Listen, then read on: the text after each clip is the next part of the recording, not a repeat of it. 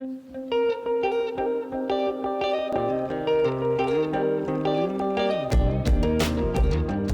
back to the Bible in Context, where context is king and the original author's intent drives our interpretation. And we're back with Aaron Sherwood, still walking through Galatians. Last time we did an overview of just the argument of Galatians and also just how Aaron got into translating and taking notes on Galatians here and started this project. And so now we're going to dive into the actual text and start to understand between chapters 1 and chapters 2 today, how do the sections within those chapters contribute to Paul's overall argument and set the problem up that Paul is going to be addressing throughout the letter.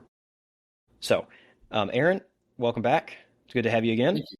Yes, good to still be here. Good deal. So we want to first take a brief look at the first couple of sections, which is, again, Paul's greeting to them, and then the next section in verse 9 and previously, where typically Paul has a thanksgiving to the church that he's writing to, but instead he has a curse formula. I'm replacing his typical thanksgiving. So just tell us how this is setting up what's going on in the letter and why this change in format. Right. Well, Paul's angry.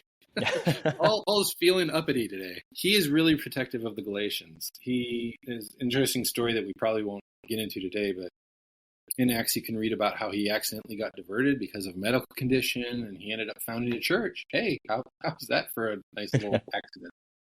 He really, really cares about them, and so he's writing them as, dear friends or as children, and he feels like some people with maybe good intent, but actually predatory practices are coming in and trying to poach the Galatians out from under Christ's good theological relationship protection.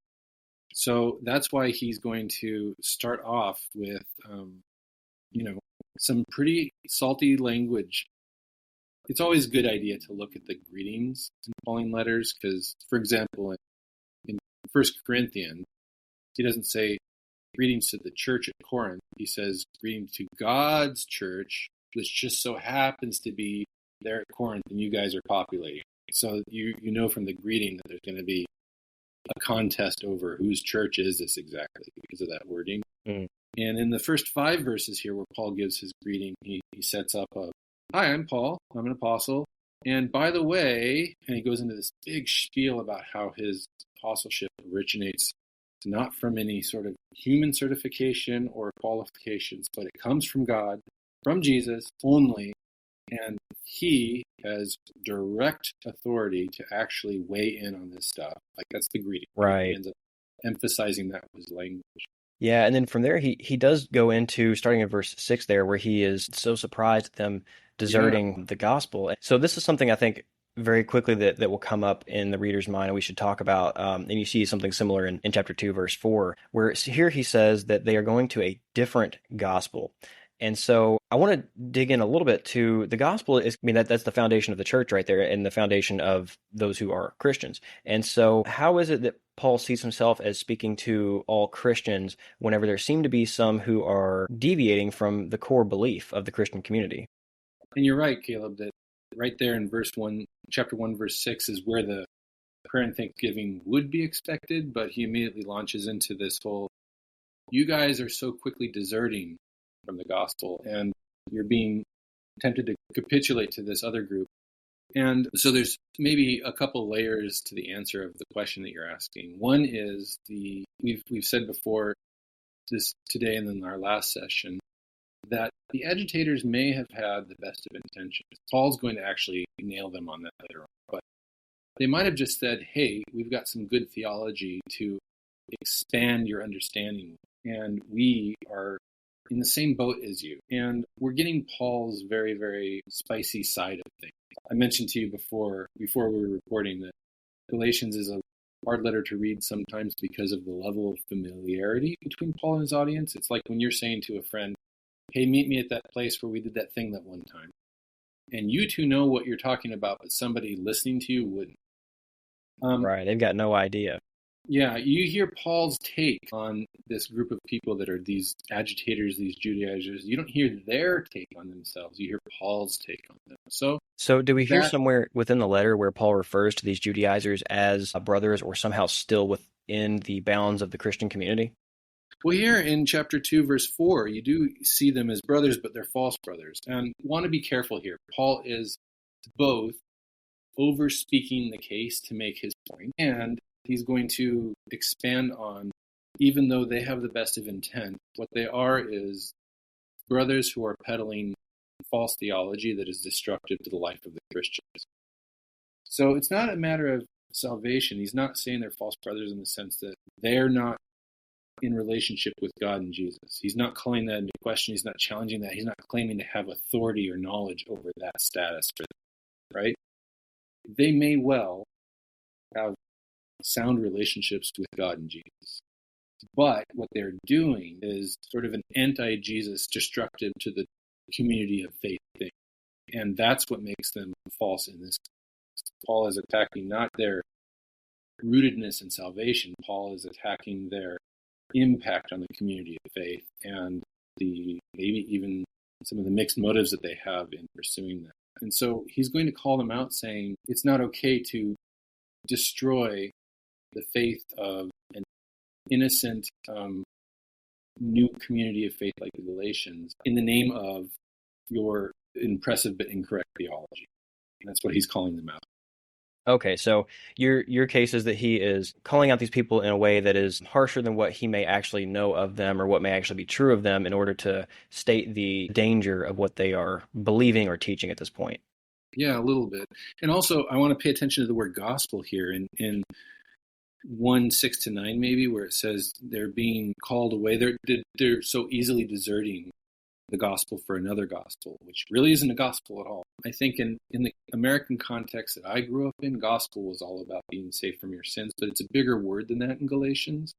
It means the whole message of Jesus and the life of a believing Christian that is devoted to Jesus. So it's not just about the moment of salvation, it's about the ongoing life in Christ that the community of faith in Galatia has. So when Paul says you're deserting the gospel, he's not saying you're deserting your salvation. He's saying you're deserting the big package of the gospel, including the Christian life, and it threatens to undo that relationship all the way back at its roots. So It's not like they're not just threatened. They're not just threatening to change their understanding of the doctrine of salvation. They're threatening to change their view of the whole Christian life and their practice of it. Right. This may go into sort of like Matt Bates' work on the fact that the gospel points also to the full kingdom proclamation and the reality of the kingdom. And so what you're saying is they're deserting the kingdom in that sense. Yeah. That's how they are leaving the gospel, though they're deserting the message, the true message, and the living of the life of the kingdom. Right. Okay. So how does the next section from verse 10 through chapter 2 start walking us through this and telling us how this contributes to Paul's overall argument? Right. Well, we're going to do this in pieces because we're not going to do a single 90-minute session together. We're going to kind of go through Galatians bit by bit, aren't we, together? But if we had a 90-minute session, it would be great to go through 1:10 all the way through 4:20, because that is sort of the long first argument. And so as long as we understand that up front, it's okay for us to go through it in pieces, as long as we remember that we are here on the sort of mall directory. The whole thing goes together. So 1:10 through the end of chapter 2 is part of that 1:10 through 4:20 argument. And okay. What 1:10 through chapter 2 is doing is telling a story. Now, that might seem like it's not part of an argument, but in ancient oration, telling a motivational, contextualizing story that sets up the importance of the issue under debate is part of the argument and debate. That's normal ancient argument method. So we won't get to the argument sounding part of the argument in today's session, but we should know that the argument has started already in 1:10, where he's telling the story that is in the rest of chapter 1 and in chapters 2, setting up the issue under contention and motivating why it's an important thing to sit up and pay attention to for the Galatian audience. That's what chapters 1 and 2 are doing in the structure. Okay. So first they're setting argument. forward a narrative about what is happening in Galatia to present Paul's understanding of the argument or the situation that he's about to present an argument about. That's right. And one of the reasons I think, to give my own tradition a bit more credit, one of the reasons that it's easy to think that Galatians is kind of about the gospel and salvation, rather than, as we're starting to discover, it's about living the Christian life after salvation more. One of the reasons it's easy to make that mistake is because Paul does go backwards. He does go backwards to talk about in chapters 1 and 2, and then even in chapter 3 a little bit, to talk about the Galatian salvation and what salvation looked like. Now, the reason he's doing that isn't because he's talking about salvation. The reason he does that is because he's saying, hey, do you remember how salvation was centered in grace and involved the confirmation of the Spirit? He says, let me start from there and run up to the topic we're discussing, the Christian life, because the continuity is going to be that the Christian life ongoing forward is still all about grace and the Spirit. So Okay. in chapter 1 and 2, he sort of goes back to some of the ground setting or background issues to run up with a good amount of speed into the argument sounding part of the argument in chapter 3. Right. So in chapter 1, just to kind of like set the stage here for those listening, we have the section in chapter 1 where he first begins in verse 10 explaining that they have deserted the gospel. He is surprised at that, and he begins this again curse formula about those deserting the gospel. And then after that, he launches into a story starting around verse 18 where Peter was found deserting the gospel in his practice. Whenever Paul found him, he presents a story of him confronting him on how his reverting to the practices of Torah or at least Judaic practices of that time period, he was found deserting the gospel. And I think this goes along with what you're saying. He's not deserting the gospel in his foundational truth assertions or what he believes, or maybe even where his loyalties ultimately lie. But he is deserting the practice of the gospel and adding something to what Jesus did, and maybe perhaps dividing his loyalties in that sense. You're right. Peter's theology hasn't changed, but his practice has. And Paul's going to call him on that because your practice shows where your theology really, really is. So Right. Paul's going to call Peter saying, hey, if your practice has changed, then that means that maybe, even without knowing it, underlying it, your theology is starting to mutate too. Right, and so he's using Peter, who is a legitimate brother, or in this case, he's in parallel with currently what some people are teaching these Christians to do, and they're not trying to convert them. Again, I think this is what you've shown and said, is that they're not trying to convert them from their loyalties to Christ. They're just trying to add something to it. Yeah. They're trying to add something that is a mutation. So, give us an overview of how this section. So, I kind of gave us a broad overview of where Paul starts off with his curse formula, and then gets into the section where Paul is opposing Cephas/Peter, depending on what your translation says there. So, give us an overview of how this contributes to the argument and the high points that you noticed as you were going through this translation work. Right. I think that that's the correct high point to pick up on for what we're talking about. In the rest of chapter 1, you have Paul making a couple points that his gospel just comes only from Christ. It's from revelation. It's got divine origins, and he is immune to any sort of critique that the agitators might be leveling. Because remember, three-way conversation. The agitators are saying something we don't have record of. Apparently, they were critiquing Paul's credentials, and Paul says, "What do you mean credentials? I learned everything directly from revelation from Jesus.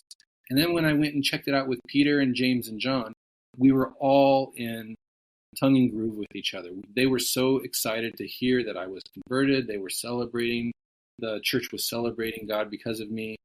When I told them what my understanding of the gospel of Jesus and the kingdom is, they completely agreed. They said, oh my goodness, that's our understanding too. We independently, through Jesus, arrived at the exact same understanding. So that's sort of the background of the good relationship that Paul has with Peter, until we get into this episode in Antioch in chapter 2, right?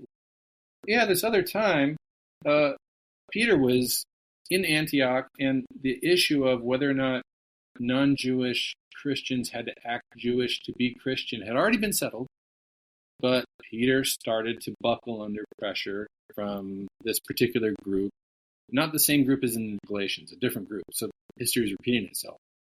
already Right. in this short time in the early church. Peter starts to buckle under pressure, and I stood up to Peter because we had already decided this just a few verses earlier in Galatians, and now I have to stand up to him. And so that's the point that you're bringing us to, which is a really interesting part of the story, where Paul recounts sort of a speech that he stood up and gave to Peter in front of everybody, starting at about chapter 2, verse 11. Right. So are there any particular high points from the translation that you've done, or any of the things that you've seen that maybe those who are just doing their read through of this book may not pick up on the first time? Yeah, that's a great question. I would say that not so much in my translation, but around 110, you might read in your typical, like your NIV or your RSV, Paul, the translation might say something like, Paul's asking, for am I seeking approval from humans or God? And it's hard to punctuate that. Like, humans, question mark, or God, question mark, or is it humans or God, question mark? And the way I kind of was piecing it together, I see what he's saying. Paul is saying, I just explained that I'm willing to become accursed or to curse anybody if anybody ever mutates the gospel and the kingdom message of Jesus. And he says, for with what I just said, will anyone still claim that I am seeking approval from mere humans? Or am I actually seeking approval from God? And the answer is, well, from God, of course. And so that's why Paul goes on in the story to explain that he received things directly by revelation. And maybe if you jump straight down to chapter 1, verse 18-ish, he talks about how he went back to Jerusalem and met with Cephas and James, and he didn't see anybody else. And the emphasis there is Paul wasn't getting indoctrinated, or he wasn't picking up the propaganda from Peter and James at that point. He was just meeting them, and they didn't have enough time to develop any sort of approved gospel message. That proves that Paul really did get his understanding that matched James's and Peter's understanding directly from Jesus alone, directly through the Spirit, and that God was bringing them along in parallel so that when they met up with each other for the first time, it turns out they were already fully on the same page, and Paul's authority and the whole stuff is divine, purely divine origin. Yeah, so it's kind of like, Titus or Timothy or maybe even Luke, he wasn't directly an apostle. He was part of that. He was an associate of the apostles. And Paul is saying, I'm not an associate of the apostles. I am one of the apostles. He is an apostle. Right. So Yeah, so I when these carry that agitators authority. when these agitators come in saying, well, we're just like Paul. We're all sort of like sub-apostle colleagues in the church, and so you got to weigh up what we're saying too. Paul steps in and he says, no, I am way above them. I wasn't dispatched by Jerusalem. I was dispatched by Jesus himself. And yeah, whatever these guys are carrying is different than ours. And so I have the greater authority to step in here. Yeah. And he's got authority to even confront Peter when the time comes, when Peter's being a hypocrite in Antioch. Yeah. So, okay, that kind of brings us to the last chunk there of 15 through 21 in chapter 2. So how does this section here contribute to what Paul has just said previously about the false teachers and the parallel to Peter? There's a verse that I found difficult when I was just reading through Galatians on my own. When you look at chapter 2, verse 12, Paul's telling the story. Peter was eating with the Gentiles, but then, once these other people came, these certain men from James, he began withdrawing and dividing himself. And so I said if we skip down to verse 14, I said to Cephas, right in front of everybody's presence, if you, being a Jew, live like the nations, or live like the Gentiles, probably in your NIV, and not in a Jewish manner, then how can you force the nations to live, the Gentiles to live in a Jewish manner? And then it goes on to the next verse, 15. We who are Jews by nature, and not sinful Gentiles by nature. And then I'm going, wait a second, there's a piece missing here. Like, that made sense to Peter and Paul, and it makes sense to the Galatians. But that question, if you being a Jew, you live like the Gentiles and not in a Jewish manner, that question that Paul's asking, there's a lot more going on that's understood. And so that's a part that I had to expand for myself, that I had to So blow there's up. a backstory that the readers of There's Galatians a don't. backstory there. Right. Because otherwise, Paul's critique doesn't sound like a critique. It just sounds like some weird random observation, and then the next thing he says sounds like it's non sequitur. Well, What's going on there is that Paul is claiming, Peter, you are giving lip service to non-Jewish believers being God's people, or Gentile believers being God's people. Saying, oh yeah, it doesn't matter if you're Jewish or Gentile, you're a Christian through and through. But then, when these people from in Antioch, when these people from James came, Peter dissolved table fellowship with the non-Jewish Christians. And dissolving table fellowship is like a denunciation. Yeah, in this culture, that's like we're no longer family. Right. And also kind of describing their status as unchristian. Like, you're not really at the Christian table. You're at the little kids table. I think this kind of, it may be beneficial to drive this home for, our modern audience. Whenever I've read this or discussed this passage before, you kind of get this idea that Peter he's shying away. He's not so much breaking table fellowship, he's just ghosting them.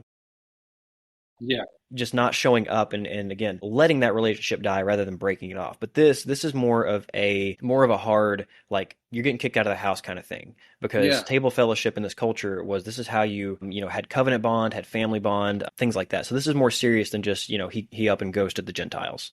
That's right. You're right. Culturally speaking, it's not I ghosted them. It's I am denouncing them and I'm saying they are second-class believers, or maybe not believers at all. So Peter and Paul had just agreed, yeah, they're fully believers. And Peter, by his words, is saying still, yeah, they're fully believers. But now he is fully denouncing them by breaking table fellowship. Makes it so much worse on Peter's end than I feel like I read this passage originally. Oh, I know. Like, you think Peter's great. Ever since Jesus forgave him at the end of the Gospels, he hasn't made a wrong step, right? And he's really screwed this one up. Yeah, it's kind of, you didn't just forget to show up to the hospital for your church member to pray for them. You called them and said, hey, you're not in my church anymore. See ya. Yes, that's a great analogy.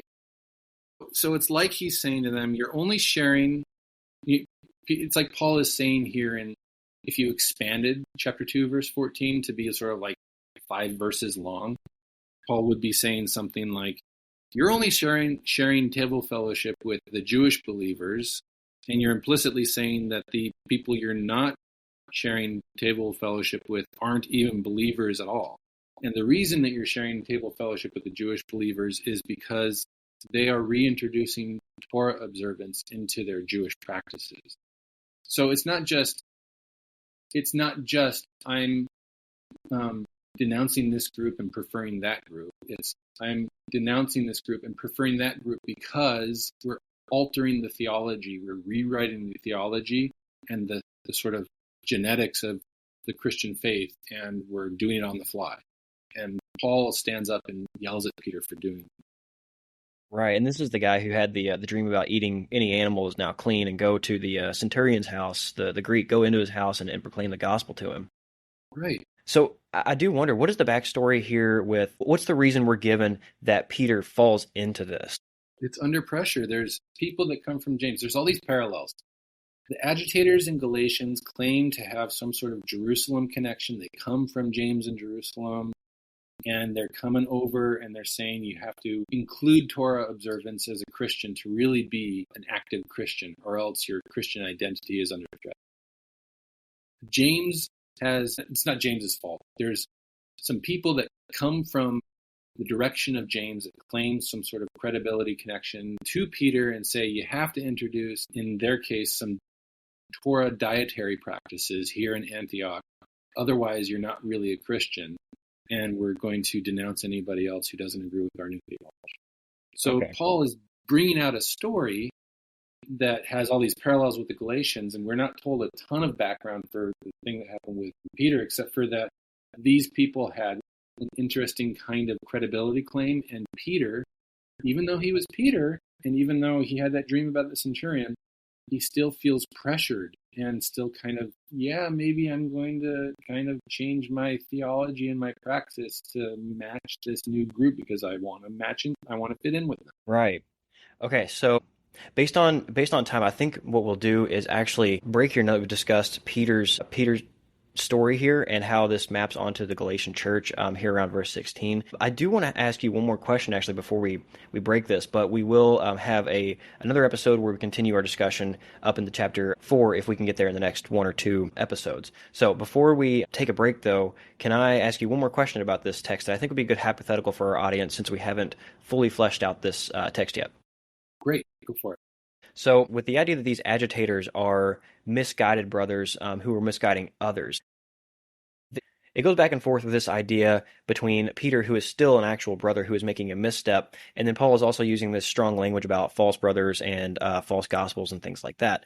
And so there is a mix of the language here. And so we will discuss this more as we get through the letter, but if it were to be that the agitators were indeed false brothers and have already left the faith, how does that influence any of the overall argument, or is that just kind of a tertiary point that won't really affect much of what Paul is saying in the end? It's sort of a secondary point, not quite a primary or tertiary point. It's in between. Paul is not debating the status of the agitators. And you get that language in 5:12. That's where Paul says they're agitated. Galatians 5:12. Paul doesn't divert his attention to analyzing and teaching the agitators. He spends all of his resources teaching and correcting the Galatians, who really have his heart. But he does mention some stuff towards the middle of chapter 5 and towards the end of chapter 6, where Paul says, these agitators, they actually only care about themselves, and they're willing to destroy you for the sake of their own advancement and their own self-satisfaction. And that says some very strong things about it. So in one sense, Paul doesn't distract himself from the Galatians to say, I want to tell you whether or not the agitators are still Christians. Paul says, even if they are still Christians, I'm really concerned about the impact they're having on you. But okay, so what you're pointing at is more so that the agitators they may be a fully separate party that they're just there for self-pleasure and for their own selfish reasons, and not part of the believing community. But the danger is there are those who are being swayed by them, but those who are swayed, they're still brothers. They're just errant at this point. Well, yeah, the Galatians are all brothers at this point. The problem is that they're close to capitulating to this destructive view of the Christian life. So that's the real distinction where, and help me understand here, I'm kind of forming this as we talk. So traditionally, this may have been understood as there are those who are starting to believe in the false gospel and those who believe the gospel, so it's unchristians versus Christians. Rather, it's everyone in here in the audience are Christians, those who are errant and those who are correct on this matter. The non-Christians, the enemies, the true enemies, are the ones who are outside of this letter's audience, the agitators. Am I understanding that correctly? No, not quite. I think that from Paul's point of view, the agitators are errant Christians. Okay. But they're very, very destructive errant Christians. And they're about to possibly succeed in destroying the Galatians' faith. That's the problem. The Galatians aren't errant yet, but they're about to capitulate to the error. And it will destroy their faith and their life as Christians if they do.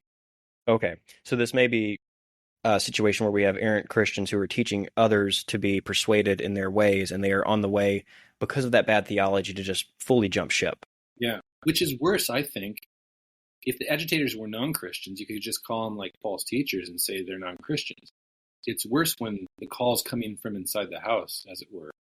You have people that maybe are sincere in their faith, but because they don't understand the nature of grace and the nature of the role of the Spirit in the life of a Christian, they are destroying the lives and faith of the Galatians who are collateral damage. And they may be legitimate, maybe they were missionaries from the Jerusalem church, on parallel with what Paul has said about Peter. They just maybe were not in the place they should have been when they were commissioned. Something along those lines. Or perhaps to say that, I'm sure there are some prosperity gospel teachers out there who have a legitimate relationship with Christ, but everything that they teach beyond that is a problem that leads many down a very bad path. And so maybe it's something similar to that. Yeah, that's a scary thought. People who are in the faith who are destroying the faith of others.